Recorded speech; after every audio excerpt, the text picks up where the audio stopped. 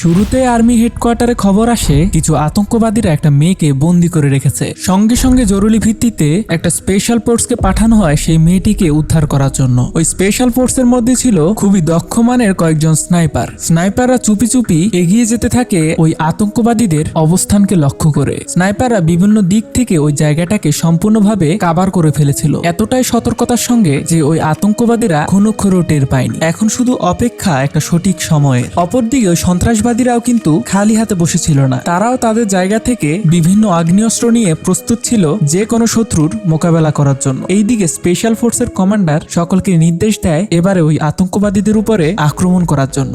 একে একে সকল স্নাইপাররা তাদের টার্গেটে হিট করতে থাকে। একের পর এক আতঙ্কবাদীরা স্নাইপারদের গুলিতে নিহত হতে থাকে। এইদিকে এক আতঙ্কবাদী এই অবস্থা দেখে বন্দি করা সেই মেয়েটাকে হোস্ট বানিয়ে নেয়, যাতে তাকে কেউ না মারতে পারে। কিন্তু স্পেশাল ফোর্সে নিখুঁত স্নাইপারের শট থেকে সেও বাঁচতে পারেনি। সম্পূর্ণভাবে শত্রুমুক্ত করে উদ্ধার করা সেই মেয়েটিকে নিয়ে স্পেশাল ফোর্স আবারও রওনা দেয় তাদের গন্তব্যের উদ্দেশ্যে।